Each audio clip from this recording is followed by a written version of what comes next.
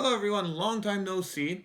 I'm very sorry I've been a little bit busy, and we're back. So today's episode will be a continuation of a series that I would like to make about passing the JLPT, Japanese Language Proficiency Test, together.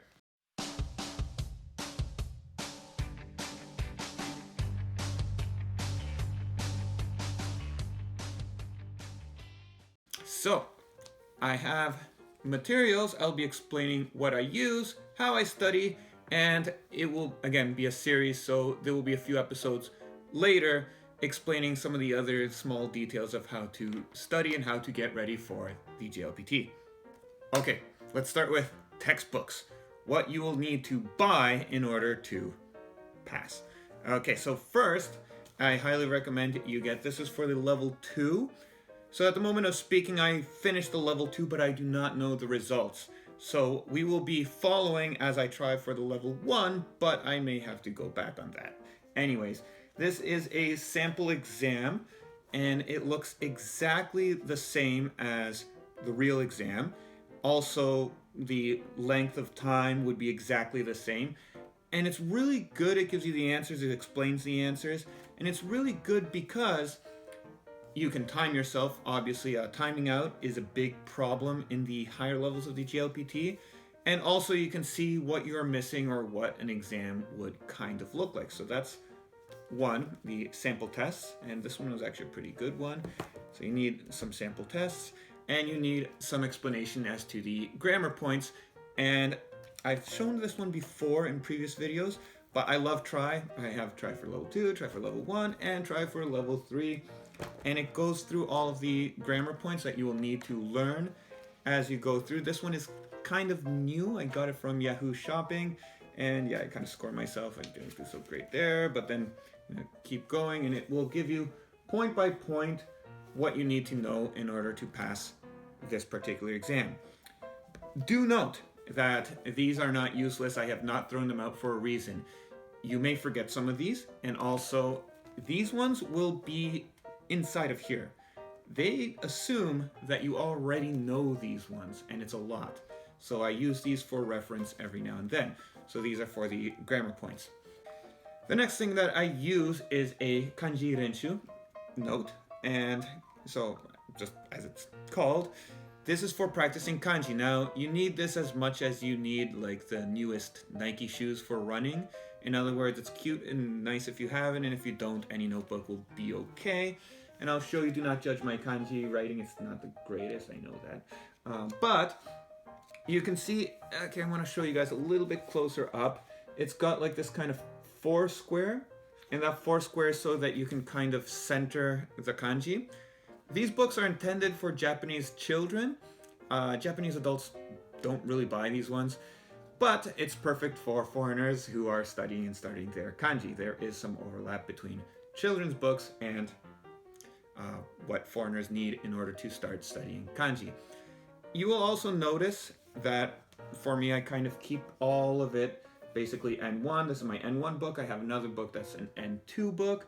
I try to keep them in alphabetic order, as in like the pronunciation is similar to each other or some sort of order. You'll also notice that I have not gone all the way down, which is the intended purpose for children to use one kanji and keep going all the way down.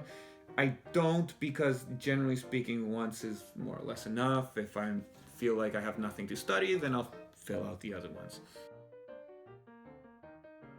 Me personally, when I am studying, I would need something like either an energy drink, and also for the exam day itself, I did have a big monster because it's 105 minutes. It takes a long time, and that's just the reading part of it. So an energy drink, coffee, a strong tea, water, something that keeps you going as you're studying, because it's better to have some good sessions as opposed to a lot of mini ones. Snacks, of course, something to, again, keep you awake. And as a cultural note, this is am I showing it right? Yes, it's a hachimaki. I don't use it a lot now, but I used to all the time when I was studying. Mostly at home. This one says, Zettai shori, which means 100% I'm going to win. And it's good for just motivation if you're ever feeling like you like kind of slump and you need something to kick you back up. You can remember 100% you're going to win. And we have this little one that you can get at the shrine. And this one is especially is for gokaku, which is to pass exams, and for just in general when you are studying. So those are just mostly for luck. This is for the practical side of the exam, what you will need to know. And if you are before, like just starting off, you can use Mina no Nihongo or Japanese for busy people or anything like that. But if you're going to start at the beginning, then you can get to try N5 to begin and then start your journey that way. So in future videos, I will be showing you what Japanese students do for good luck, where to eat the day before the exam, the mindset that you should have. Also very important, I almost forgot, but this Frieza sweater, it was intentional. I got it at Uniqlo, and it's not because it's Dragon Ball, it's because it's a big oversized sweater, which being comfortable is so important both on the exam day and while you're studying. Like, just wear something super comfortable. Oversized is usually good. And we will go through some of the mindsets, training drills, the superstitions, and ways to give yourself good luck before the exam, and all of these sort of nice small little details of how to study together, okay?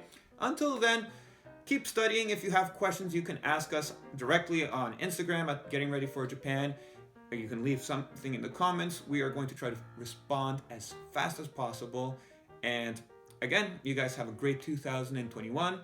I'll see you next time. Take care.